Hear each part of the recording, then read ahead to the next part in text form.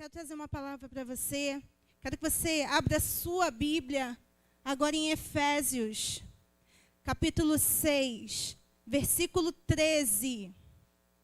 Efésios 6, versículo 13.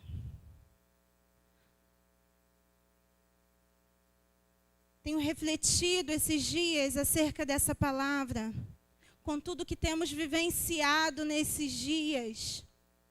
Deus está no controle, entenda isso. Você que me assiste, Igreja do Senhor, Deus está no controle. E eu quero nesse momento compartilhar a palavra, Efésios capítulo 6, versículo 13. Você que está aí na sua casa, pegou sua Bíblia. Enquanto isso, pegue também uma caneta, pegue um papel para que você possa anotar, façam anotações. Efésios 6, versículo 13. A minha versão é NVI. Efésios 6, e diz assim: por isso, vistam toda a armadura de Deus, para que possam resistir no dia mau e permanecer inabaláveis depois de terem feito tudo. Depois de haverem feito tudo, permanecer inabaláveis. Em algumas versões, fiquem firmes, inabaláveis. Olha, igreja, você que me assiste, temos vivido um tempo sem precedentes. Nunca, em tempo algum, eu vou fazer 40 anos, eu vi um parque da Disney se fechar. Grandes cidades, grandes metrópoles desertas. Quando iríamos pensar, se alguém me contasse que iríamos ter o que estamos vivendo hoje, se alguém me dissesse que Nova York, que nunca dorme, está deserta, que a 25 de março não abre mais, que as praias do Rio de Janeiro não tem mais ninguém, eu iria rir, eu não iria acreditar. Mas também temos visto coisas que nunca vimos. Pessoas em suas casas, louvando ao Senhor em suas janelas. Pessoas louvando porque Ele vive, eu posso crer no amanhã. Ah, quanto tempo não vivíamos isso porque estávamos tão acelerados. E nesse momento nós tivemos que desacelerar. Aquilo que dirigia muitas pessoas, os seus negócios, o dinheiro, a economia, parou. E nós tivemos que refletir o que está acontecendo. E num momento desse, é comum, não é normal, mas é comum que o medo, a insegurança, ela bata a sua porta. Portanto, eu quero nessa noite trazer uma palavra de encorajamento. Encorajamento. Muitos homens na Bíblia passaram por um momento de adversidade, como eu e você também estamos passando. E o tema dessa mensagem é: a adversidade pode te fazer mais forte. Creia nisso. Muitos homens na Bíblia passaram por momentos difíceis e também de isolamento social. Homens que passaram por prisões, cativeiros, prisões domiciliares. Eu quero falar um pouquinho deles. O primeiro deles, nós estamos lendo agora, Efésios, foi ele que escreveu. Eu quero falar sobre Paulo. Paulo, que aí mesmo em Efésios, no capítulo 6, versículo 20, se denomina embaixador de prisões. Embaixador de prisões. O embaixador, ele é o representante legal em uma nação, o representante de uma nação em outra. E Paulo, ele se denomina o representante legal de Cristo na prisão. Entende? Paulo, a palavra vai dizer que Paulo passou anos na prisão e nesse tempo, 2 anos preso em Roma. E depois, quando foi transportado naufragou, ficou mais 2 anos em prisão domiciliar. A história diz que Paulo ficou entre 5 e 6 anos em prisão. Mas essa adversidade não mudou quem Paulo era. Essa adversidade não o fez negociar a sua fé. Ao contrário, a adversidade fez ele ainda mais forte. Você vai ver que uma dessas prisões, após açoitado, ele e Silas, presos. E a Bíblia diz que eles estavam presos no pátio inferior da prisão, onde existiam ratos, onde o lugar era horrível, tenebroso. E a palavra diz que meia-noite, Paulo e Silas oravam e louvavam ao Senhor. Você consegue entender isso, igreja? No momento de maior adversidade, eles podiam estar reclamando, eles podiam estar murmurando, eles podiam estar fazendo qualquer coisa, mas eles estavam louvando ao Senhor, eles estavam orando ao Senhor, e à meia-noite algo aconteceu. A palavra diz que houve um terremoto e as estruturas da prisão, daquela prisão onde eles estavam, foram quebradas. Entende? Aí onde você está, na sua casa, muitas vezes isolado, você não está numa prisão, você está no conforto do seu lar. E por mais que às vezes muitas pessoas estejam em casas pequenas e às vezes desconfortáveis, não se compara ao que esses homens estavam vivendo, mas eles decidiram, foi uma decisão, eles decidiram louvar e adorar ao Senhor em sua adversidade. E eu quero te dizer uma coisa, esse homem que passou muitos anos da sua vida preso, escreveu Efésios, Filipenses, Colossenses, Filemão preso. Ele poderia estar fazendo qualquer coisa, mas ele decidiu falar do amor do Senhor para quem estava livre. E muitas outras cartas paulinas chegaram até a minha e a sua mão, porque um homem decidiu, na sua adversidade, não negociar a sua fé, mas, ao contrário, fazer a diferença. Então, aquele homem que se denominava embaixador de prisões foi o maior influenciador do cristianismo na igreja primitiva. Aquele homem foi aquele que deixou um legado na história da igreja cristã. Então, sim, a adversidade pode te fazer mais forte, porque Paulo ficou mais forte, porque ele entendeu que a sua esperança, a sua fé estava no Senhor. Aleluia. O segundo homem que eu quero compartilhar com vocês era um jovem, Daniel, um jovem que foi levado para o cativeiro da Babilônia.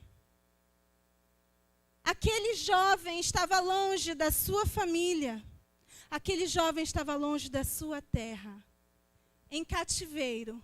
Mas ele não deixou que aquele momento de adversidade mudasse ele. Mas, ao contrário, ele foi referência onde ele estava. A palavra vai dizer em Daniel que ele, mesmo diante da adversidade, não só por estar em um país, num lugar idólatra, ele foi ainda assim, por não adorar aos deuses, mas adorar ao Senhor, levado à cova dos leões, mas mesmo em perigo de morte, ele não negociou a sua fé, mas ao contrário, ele continuou declarando a sua fé no Senhor. E a palavra diz que Daniel se tornou uma referência em vários reinados. E porque ele foi este jovem que não negociou a sua fé, entenda a igreja, o Deus de Daniel, o nosso Deus, ficou conhecido numa nação idólatra. Vários reis conheceram o Deus de Daniel. E Daniel, no cativeiro da Babilônia, aquele que foi levado ao cativeiro, passou a ser governador de uma das províncias da Babilônia. o cativeiro pode te fazer mais forte. Sim, se você entender que você não deve negociar a sua fé em quem você tem que adorar. O terceiro homem que eu quero falar contigo, você conhece, com certeza, é José. José foi traído pelos seus irmãos. José foi vendido como escravo. José, mesmo em terra estranha, foi preso injustamente. Mas você vai ver que José, na prisão, poderia ter negociado a sua fé. José, na prisão, poderia ter murmurado, reclamado: cadê o Senhor agora? Eu fui rejeitado, eu fui traído, eu fui preso injustamente. Onde estão os teus sonhos? Mas não, José fez a diferença. A palavra diz que aonde ele estava, ele era o melhor em tudo. Até na prisão, José se tornou um administrador. E você vai ver que alguém que foi deixado, alguém que foi traído, escravizado, não negociou a sua fé. E, ao contrário, se tornou um revelador de sonhos. E se tornou o governador do Egito. E trouxe provisão para a sua família que o havia traído. E trouxe provisão para o seu povo. De traído a governador do Egito. Sim, a adversidade pode fazer mais forte. E por último, eu quero falar de João. Poderia passar a noite inteira falando de grandes homens e mulheres que fizeram a diferença na adversidade, que estiveram também isolados, em prisões, não em casas como nós estamos, isolamento social, mas mesmo assim fizeram uma diferença enorme em sua geração. Eu quero falar de João. João, o discípulo a quem Jesus amava. É assim que a Bíblia diz. João, preso, porque houve uma grande perseguição à igreja. E João foi preso, exilado na ilha de Patmos. E ele poderia também ter tomado várias outras decisões, mas ele não. Não, ele continuou firme, inabalável, e não negociou a sua fé. Ao contrário, recebeu a grande revelação. Que hoje, em tempos como os nossos, nós consultamos. Hoje, até o mundo está falando em Apocalipse, mas foi João, isolado na ilha de Patmos, que recebeu essa revelação, que hoje nos traz consolação. Então, entenda, igreja. Muitos homens e mulheres passaram por adversidades, mas eles decidiram fazer diferente. Uns escreveram, uns ajudaram pessoas, uns pregaram o evangelho, uns louvaram e adoraram ao Senhor. Agora, qual é a sua escolha nesse momento? Eu te pergunto. Eu não tenho como te dizer se algo vai mudar, o que vai mudar, não sei também. Enquanto o mundo, as nações procuram uma cura, enquanto não se sabe o que irá acontecer, enquanto as nações não conseguem saber o que é mais importante, o que é primordial, será que é a economia, será que são vidas, será que a cura? Não importa. O que importa é o que você vai fazer nesse momento que o Senhor está te dando a oportunidade de ser a igreja que revela a palavra, de ser a igreja que faz diferença, que prega as nações. O que você vai fazer? A minha pergunta é: você vai murmurar? Você vai reclamar da sua situação?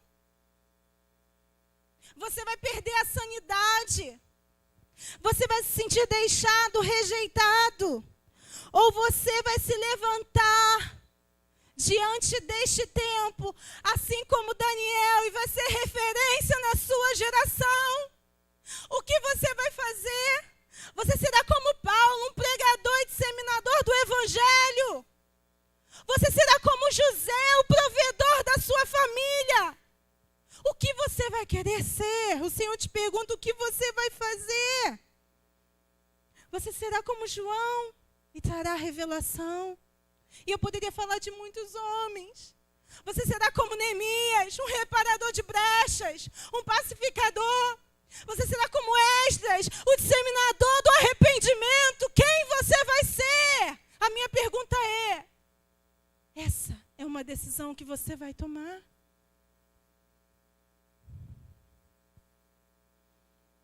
Como você quer sair dessa adversidade? Você quer sair mais forte? Paulo diz: havendo feito tudo, permanecei inabaláveis. Fiquem firmes, inabaláveis, havendo feito tudo.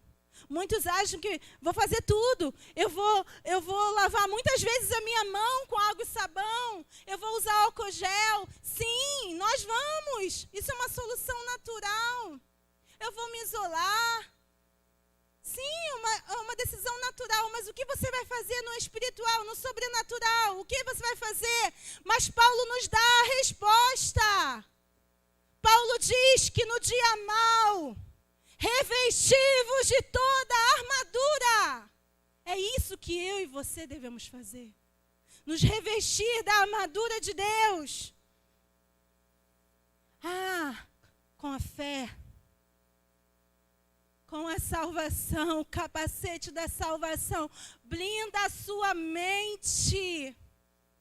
Com a couraça da justiça, com o cinto da verdade. Calça os seus pés com o evangelho da paz. Vista a sua armadura.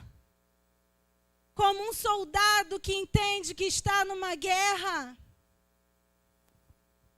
Com a espada do Espírito, a palavra de Deus. A espada que pode cortar todos os dardos inflamados que o maligno tem colocado nesse tempo. Corta com a palavra. Quando o medo bater a sua porta, traz fé. Traz à memória aquilo que te dá esperança. Quando a insegurança bater a sua porta, ore no Espírito. É assim que a palavra diz: vistam-se de toda a armadura. E havendo feito tudo isso, sejam inabaláveis. Fiquem firmes no Senhor. Igreja, estamos caminhando para um tempo que hoje é o coronavírus e amanhã o que será? A igreja precisa estar preparada, porque a palavra de Deus diz que virão tempos difíceis. E nós precisamos estar preparados e devemos estar vestidos como soldados com a nossa armadura. Sobrevirão tempos difíceis sobre as nações, mas a palavra diz para que sejamos firmes e constantes. Pois o mesmo Jesus, escute isso, igreja, o mesmo Jesus que entrou sentado em um jumentinho em Jerusalém, para trazer salvação, na primeira vez que veio à terra. Ele entrou sentado em seu jumentinho para trazer salvação. É o mesmo Jesus que tem as chaves da morte e do inferno. É o mesmo Jesus que ao terceiro dia ressuscitou. E está sentado à direita de Deus. É o mesmo Jesus que lá em Apocalipse diz que virá, não mais num jumentinho, mas virá na sua segunda vinda num cavalo branco. Ele virá sentado em seu cavalo branco e os seus olhos são como chamas de fogo. Igreja, esse é um grande mistério. Ele virá num cavalo branco, com seus olhos como chama de fogo. E a Bíblia diz que ele estará vestido em um manto, e a sua coxa estará escrito Rei dos Reis, Senhor dos Senhores. E este homem virá e governará as nações. E as nações se lamentarão por não terem reconhecido o grande rei. Eu não sei você, mas enquanto eu estava lendo Apocalipse hoje, 19:1, falando sobre o meu Jesus, montado em seu cavalo branco, com seus olhos em chamas de fogo ardente, Rei dos Reis, Senhor dos Exércitos, aquele que governa com justiça e equidade. A palavra diz que ele preparou um grande banquete. Ele preparou as núpcias. Ele preparou as bodas. O seu casamento com a sua noiva, que é a sua igreja. Em Apocalipse 19, versículo 1 diz: felizes são os convidados para o banquete do casamento do Cordeiro. E a minha pergunta para você que me assiste nesse momento: não se preocupe com o que virá amanhã. Vivo hoje. A única coisa que você e eu precisamos estar preocupados é se nós temos o convite para essa festa. Essa festa, essa boda, essas núpcias entre o Senhor Jesus e a sua igreja. Se você tem esse convite, você pode ficar tranquilo. Você pode dormir em paz. E eu te falo, esse convite, ele é pessoal e intransferível. Quem tem, tem. Quem não tem, não entra. E a minha pergunta é: você aceita este convite? Igreja, você que me assiste, não importa o que estamos vivendo hoje, porque há 2020 anos atrás, o meu Deus, a sua palavra diz que Ele amou o mundo de tal maneira que enviou o seu único Filho, para que todo aquele que nele cresce não perecesse, mas tivesse a vida eterna.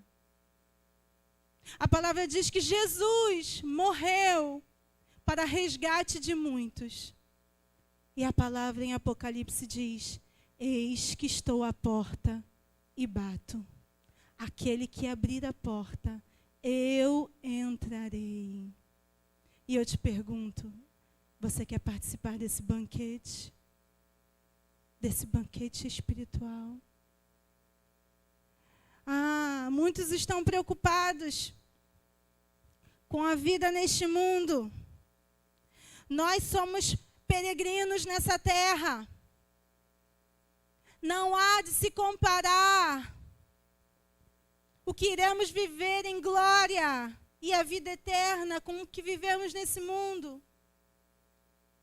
Uma vez eu ouvi uma ilustração que se pegasse uma corda branca e pegasse essa corda e fosse envolvendo todos os países do mundo e fosse dando volta até chegar no país mais longínquo com esta corda branca.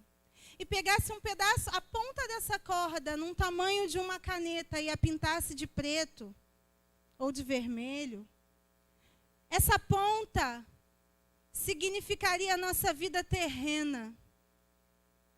E a parte branca, a vida eterna. Não há de se comparar o que temos hoje com a glória que há de ser revelada. Então, igreja, fique firme. Fique firme. Esteja inabalável e pergunte ao Senhor: o que o Senhor quer de mim para esses dias? O que o Senhor tem para mim nestes dias? É o que eu te pergunto hoje. Como você quer ser lembrado? Como você quer ser lembrada? Fique de pé, aí na sua casa. Não importa de onde você me ouve. Na sua casa, no seu sofá. Você que está no seu quarto, deitado na sua cama. Talvez você esteja doente, talvez você esteja num leito de hospital. Você que está trancado em seu banheiro, para que ninguém saiba que você escuta a palavra de Deus. Você, aí onde você está, o Senhor te visita. Porque não há barreiras, não há limites para o Senhor. Ele vai aí neste momento, na sua casa, e te toma. Oh, grande, grande, grande é o Senhor. Se você pode nessa noite, aonde você está com a sua família, se você pode estar de pé, eu quero que você louve ao Senhor. Assim como Paulo e Silas numa prisão. Entenda. Você que está em casa, no conforto do seu lar, se levante. E louve e adore ao Senhor. Porque é aquele Deus que meia-noite rompeu as estruturas daquela prisão. É o mesmo Deus que hoje pode romper as estruturas das nações e mudar vidas e transformar corações. Oh, quero que você louve essa noite com todo o teu coração. Aí na sua casa, aqueles que falam em línguas, comecem a orar em línguas. Oh, é todo tempo, é sem cessar. Ore sem cessar. Não estamos brincando, igreja. Não estamos brincando. Estamos numa guerra. Coloque a sua armadura. Coloque a sua roupa de soldado e se levante para guerrear. Aí onde você está, seja a referência. Você tem uma ferramenta. Se levante, igreja. Vá para o seu Instagram. Vá para o seu Facebook. Faça vídeos louvando, engrandecendo o nome do Senhor. Comece a orar e a pregar. Vá para a sua janela e comece a adorar ao Senhor.